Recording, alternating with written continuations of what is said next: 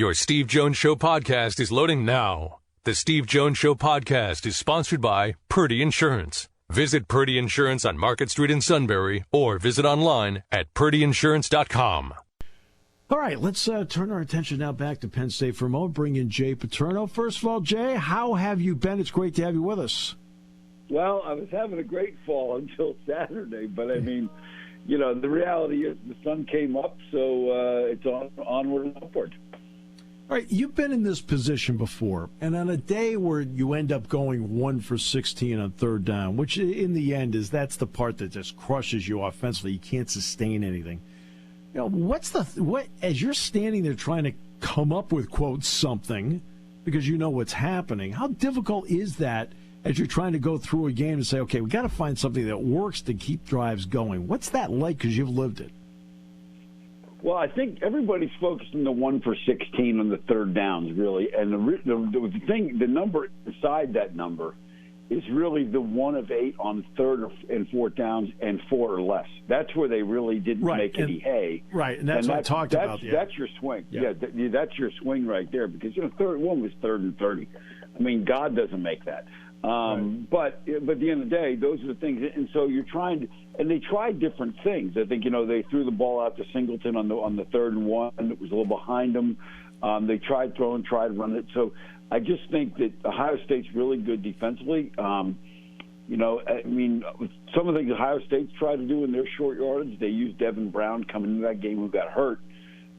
There may be, you know, as you go ahead, there may be a role for a guy like Pavula to do that kind of stuff if they're still having those kind of troubles. But it's difficult. But hey, you're still in that game.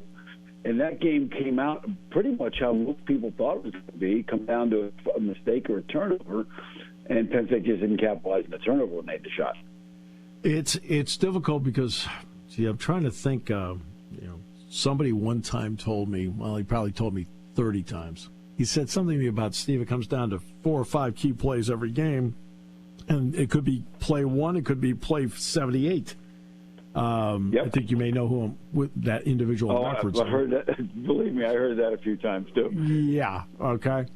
And I felt the Ohio State games over the last few years, for the most part, have come down to a key player sequence in the first half and a key player sequence in the second half, and Ohio State, for the most part, has won those. Yeah. The first half, the sequence was the Jacobs play, and then they keep the ball, get a touchdown. The other one was after the punt went off the foot of Fleming and Elsdon recovered, and Penn State could not convert and then went for it on 4th down, and Ohio State eventually scored. Is that too simple on my part?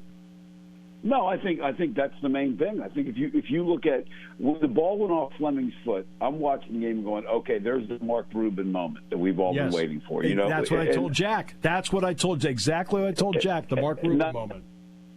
The kid that didn't come to Penn State, he's at Ohio State. I'm going, oh my God, it's poetic justice, and we didn't, you know, obviously didn't get the score on it. And I think one of the things, you know, there's been a lot of people critical of the offensive court, Mike Yurcich. There's been a lot of people critical of what Al Allard played. But the reality is this. You know, you're in an offense that's a little different than what Penn State's been because you don't have that mobile quarterback. And that the minute you don't have the mobile quarterback, that opens up all the coverage playbook to you as a coordinator on defense.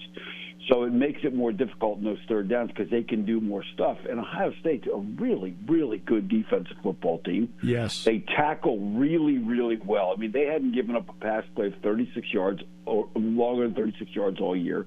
Have not given up a run of 22 yards or more than 22 yards all year. They're not great offensively, but they're going to be a handful whoever plays them, you know, on defense. 1995 game at Michigan State. Last play of the game, Wally gets the ball to Bobby Ingram because Joe said plain out, I want the ball in Bobby Ingram's hands because he's the best player in the field. You knew going into the game Marvin Harrison was the best player in the field. In fact, when they played Georgia, he was the best player in the field. Not Jalen Carter, not Nolan Smith. It was Marvin Harrison. How difficult is it? I know he's a wide receiver, but how difficult is it all day long to deal with a guy like that who is the best player in the field? Well, what people realize is he's so big and physical, so it's tough. You mean, King interfered with him on a couple of plays, and he still caught the dang ball. And you can't do much more than that. You're breaking the rules to come. But what I think people realize is for most of that game, Penn State kept Ohio State on a long field. They kept him in check. He didn't get the big over-the-top fade route on him for the touchdown. I mean, they really did a good job against them. The one breakout play was the crossing route late in the game, and Ohio State finally came to that adjustment. But, was he the difference in the game? I wouldn't necessarily say that as it relates to that. Stover made a couple of big plays. They ran the ball fairly well when they had to. But at the end of the day, the mistakes, the 4th down and 3 was kind of the pivotal point in the game when Penn State didn't make it. Because other than that, it's a one-score game, and Penn State did what they had to do out there to have a chance to win in the fourth quarter. Yeah, I thought they did a good job. For the most part, they played zone, and they ran the 2 wides deep against the zone, and that opened it up underneath. That's how I saw it? Is that how you saw it? Yeah, and they got in his face and held him up sometimes, and they did a nice job. And look, at the end of the day, up until the 4th down, when you look at Ohio State's average starting field position was their own 22-yard line. That's right. They did a great job. I mean, that was a well-coached football game, and you take your shot on the 4th and 3 because you feel like this is your shot, and it didn't work out for you. So everybody wants to be critical of coaching and the 3rd down. They never put the defense in a bad position. The defense had a field to defend almost the entire game. I thought coming away from that thing, you got a young quarterback on the road, and you had a chance to win the game in the fourth quarter.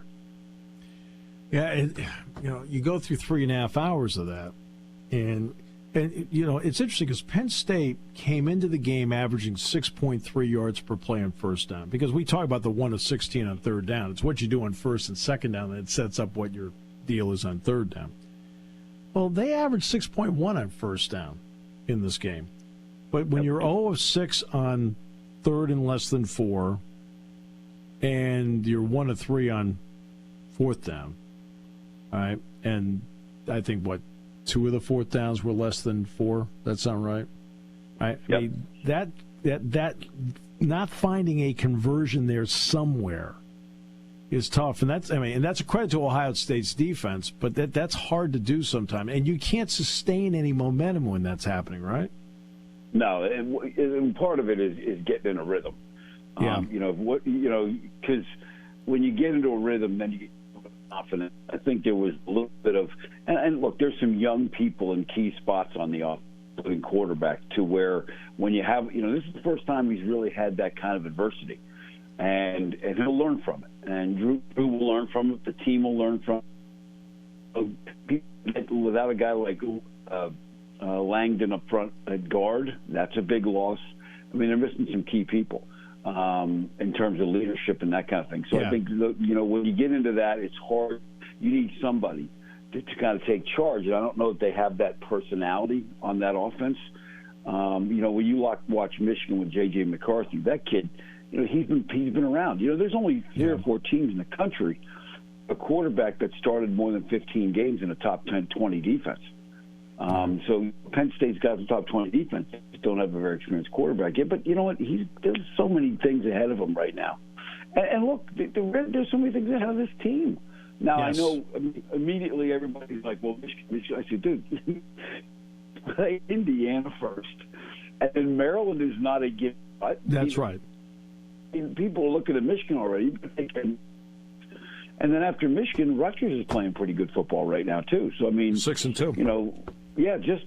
Just take it one at a time, folks. Honestly, The sun came up this morning. The leaves are beautiful. Let's look forward to the Indiana game. As a coaching staff, every coaching staff handles it, in their own way.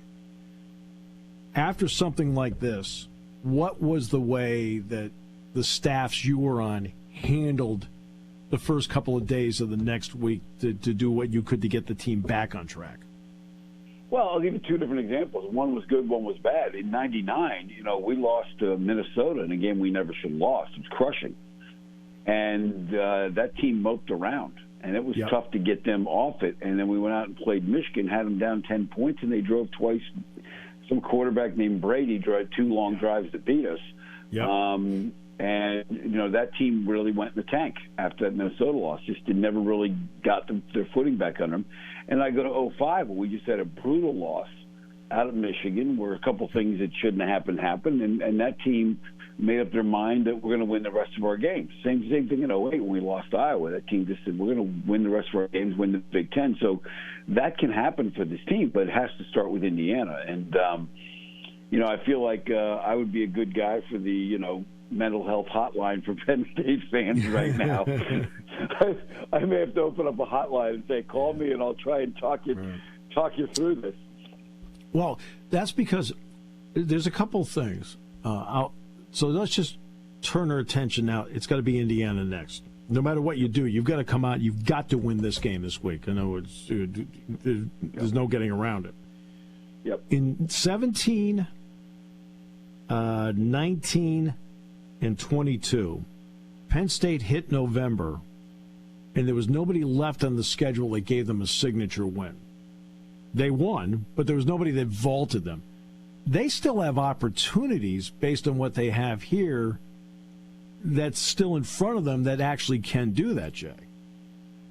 Oh, there's no question. I mean, you go out and you beat Michigan, and then if you go out and win the next two, I'm getting ahead of myself already. Yeah, you can't do that. If Penn State would have run the table, and Michigan beats Ohio State, which I think that if I had to make a guess as to right now, I think Michigan's the best team in this conference. Maybe, but just in terms of the whole package.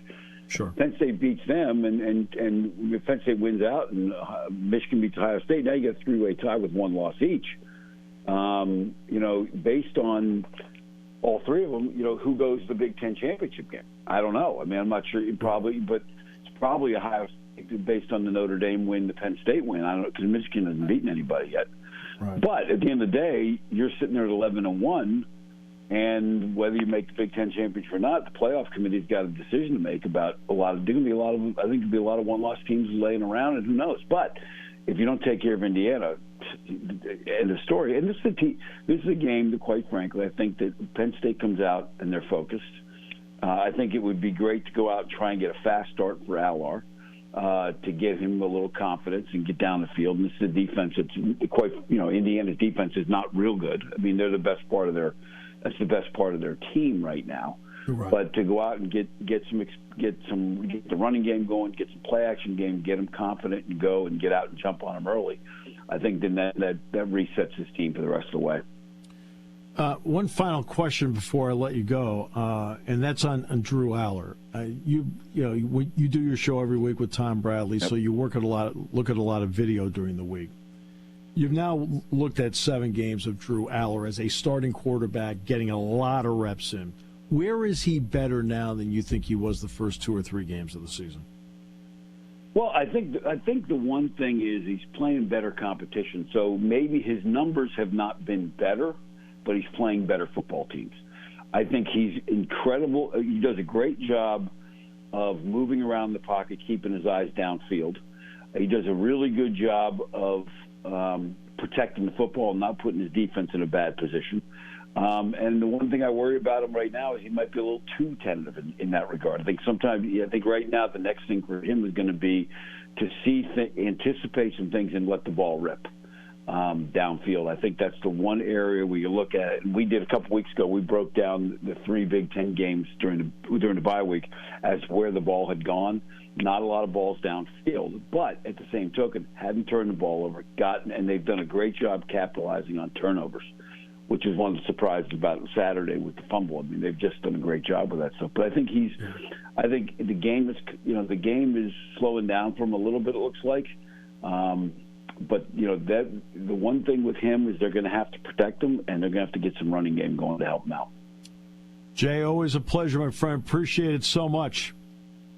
Well, always fun, Steve, and see you down the line soon.